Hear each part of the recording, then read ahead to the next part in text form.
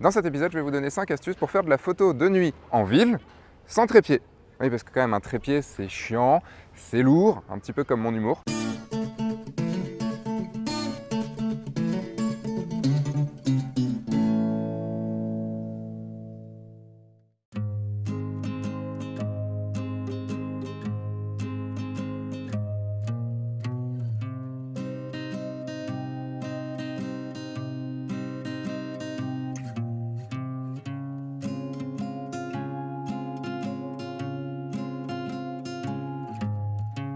Bonjour, je suis Sébastien Roignan et vous êtes bien dans un nouvel épisode de F1.4. Et dans cet épisode, je suis à Venise. En fait, c'est un week-end où je suis là pour faire le mariage de l'un d'entre vous. Bon, je me la joue un petit peu à y penser. La photo de nuit, c'est quand même super cool parce que la lumière change pas trop. Bon, là, on va faire de la lumière à l'heure bleue, donc il restera un petit peu de lumière dans le ciel, donc c'est plutôt cool. Là, vous le voyez pas, mais j'ai dû faire une coupure parce que j'ai déjà dû monter les ISO. Et donc, du coup, plus on a une vitesse basse, plus on a du flou de bouger et donc du coup plus nos photos sont floues et c'est pas top, on n'est pas content. Mais alors pas content du tout. Donc du coup il faut pouvoir pallier à tout ça et quand on n'a pas de trépied, qu'on peut pas se poser, on peut faire quand même de la photo de nuit et c'est ce que je vais vous montrer dans cet épisode en vous donnant 5 conseils pour faire de la photo de nuit en ville sans trépied. Mais j'avais une chose à vous dire aussi avant de commencer sur les 5 conseils, c'est vous avez deux choix. Soit vous mettez de la vitesse plus basse et donc vous devez vous poser, être plus stable, mais vous pouvez du coup descendre les ISO. Soit vous faites de la vitesse plus haute pour compenser le fait que vous ne soyez pas stable, mais vous êtes obligé de monter les ISO. Et c'est un choix à faire, et ce sera vraiment en fonction de votre sujet, en fonction du sujet que vous voulez photographier. Si par exemple vous voulez photographier des gens qui marchent, pour les gens qui marchent, il faut une vitesse d'obturation plus rapide pour pouvoir les figer, donc du coup il va falloir monter les ISO. Et si vous photographiez des bâtiments, par exemple, là, le 5D commence à être lourd, puisque du coup vous pouvez baisser en vitesse d'obturation, vous pouvez baisser en ISO, mais le problème c'est que vous devrez être plus stable, et quand vous n'avez pas de trépied, ça peut être compliqué. Le premier conseil que je peux vous donner, c'est de bien se stabiliser. Et pour ça, il y a juste des petites choses à savoir, comme bien tenir son appareil photo. Ça paraît très con dit comme ça. Moi-même, quand on me l'a dit, je me suis dit oui, mais qui le tient comme ça? Et puis oui, j'en ai vu le tenir comme ça. Il y a des gens qui tiennent leur appareil photo comme ça. Comme ça, là vous n'êtes pas stable du tout, vous bougez. Pour bien tenir votre appareil photo, posez-le directement dans votre main gauche. Vous pouvez du coup le tenir sans la main droite, mais c'est quand même mieux. Vous le tenez bien et vous mettez vos bras, vous voyez, comme ça, bien contre votre thorax. Et vous le posez donc du coup contre votre visage. Donc ça fait plusieurs points d'appui, donc 2 coudes et sur la tête. Et là avec ça, vous êtes stable. Une autre chose, c'est de bloquer votre respiration. Donc ne faites pas, faites plutôt... Videz bien vos poumons, bloquez-vous et surtout, ne contractez pas vos muscles. Relâchez-vous bien, videz vos poumons. Vous n'aurez pas les mouvements de la respiration et du coup, ce sera encore plus stable.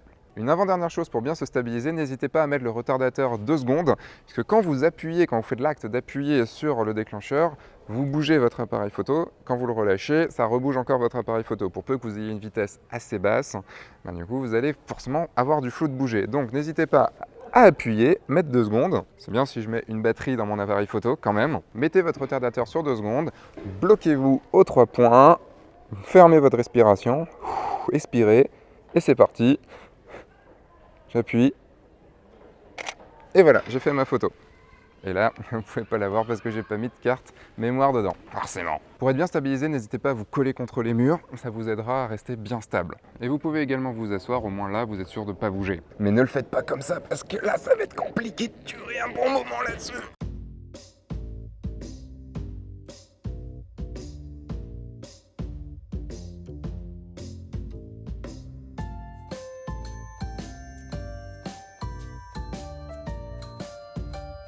Le deuxième conseil que je peux vous donner, c'est de trouver un trépied. Non, pas un vrai trépied, mais utiliser un trépied... Qu'est-ce qu'il y a ?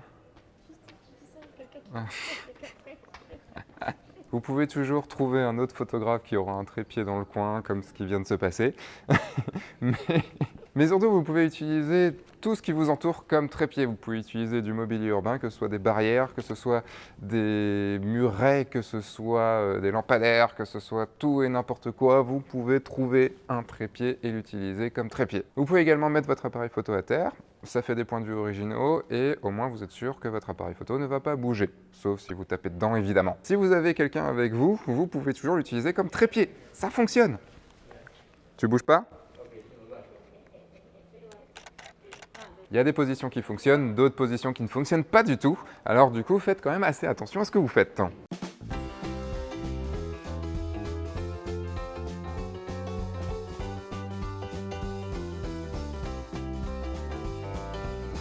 Ça marche pas.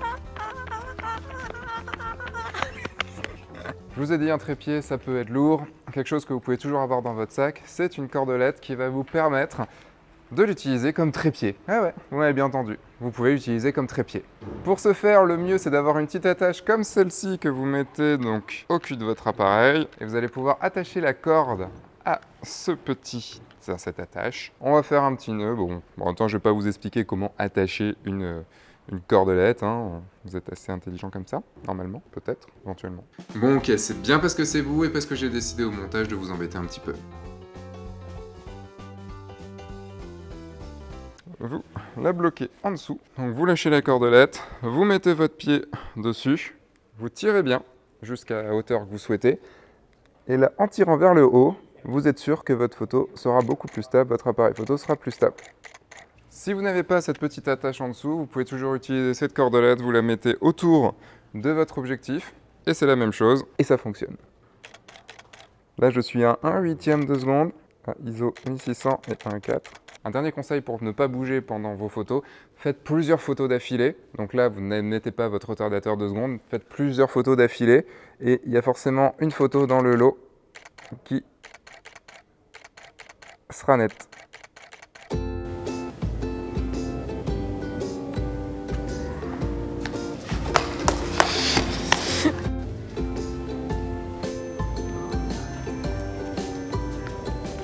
Troisième conseil est de passer en basse vitesse. C'est quelque chose que j'utilise énormément dès qu'il y a des basses lumières, quand je suis en reportage ou en prestation ou autre. D'habitude, je suis en priorité ouverture. Là, je me mets en priorité temps, ce qui me permet de ne jamais avoir de flou de bouger dû à un mauvais calcul de temps de pause. Malheureusement, le gros problème, c'est quand les lumières sont vraiment très basses et que, comme il gère l'ouverture est au maximum, ben, du coup, il a du mal, même en montant les ISO, ça va être compliqué. Donc il faut le savoir, mais c'est quand même quelque chose qui m'a sauvé la vie pas mal de fois. La vitesse la plus basse que vous pouvez utiliser sans avoir de flou de bouger va énormément dépendre de la focale que vous utilisez. Plus votre focale sera large, plus vous pourrez descendre en vitesse. Plus votre focale sera serrée, type en 135 mm ou en 85 mm, plus votre temps de pause devra être rapide. Bon, là, je vous ai parlé du mode priorité temps, mais la plupart du temps, quand on fait de la photo de nuit, on est quand même en mode manuel. On règle tous les réglages qu'on a besoin et on se met en mode manuel, c'est quand même beaucoup plus facile. Mais il y a des fois, si on veut juste pas trop se prendre la tête, et ben, du coup, on peut se mettre en priorité ouverture.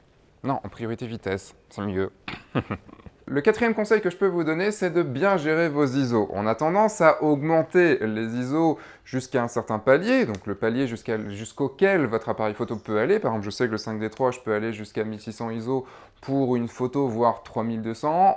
En vidéo, je vais aller jusqu'à 1600. Là, normalement, on est à 1600 ISO, mais ça risque d'être bruité un petit peu.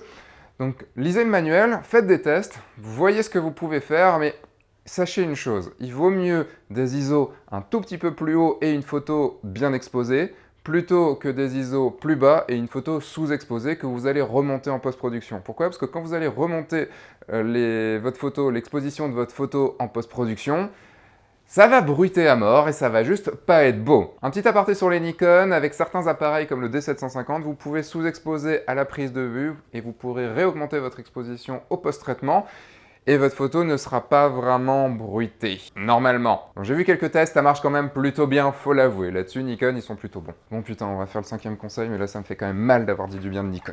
Il y a une chose qui est très chiante en photo de nuit, c'est de faire sa mise au point. Parce qu'il fait nuit et qu'il n'y a pas de lumière sur le sujet qu'on veut photographier. Votre appareil photo va patiner à mort. Je vais vous donner une technique pour faire la mise au point de façon ultra facile et ultra précise, et ce sera le dernier conseil de cet épisode. Utilisez votre Live View. Live View, c'est quelque chose de super pratique, de super utile. Utilisez-le pour faire votre mise au point. Vous pourrez zoomer dans votre Live View et faire la mise au point de façon manuelle sur le sujet que vous souhaitez. C'est aussi simple que ça. Et pour vous montrer cette technique, je vais juste me transformer en Jessica. Oui, c'est bon. C'est par ici, Jessica.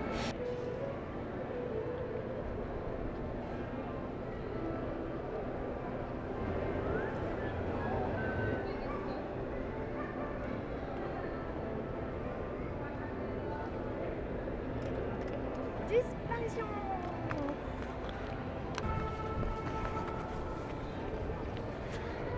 Ok, je sais pas trop ce qui vient de se passer, mais en tout cas c'est la fin de cet épisode. Vous êtes parés pour pouvoir faire de la photo de nuit.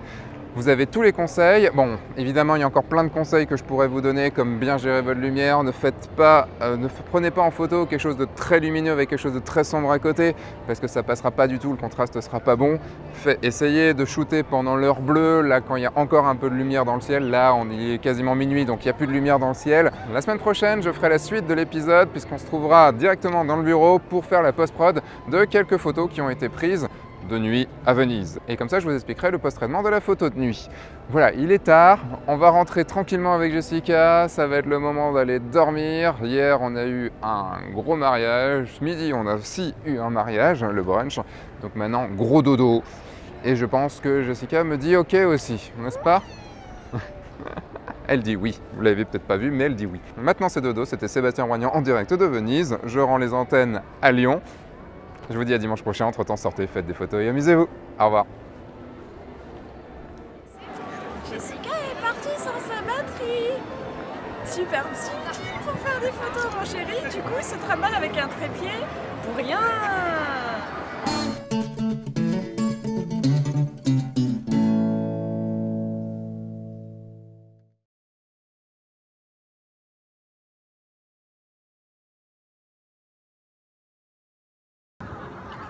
On est bruité.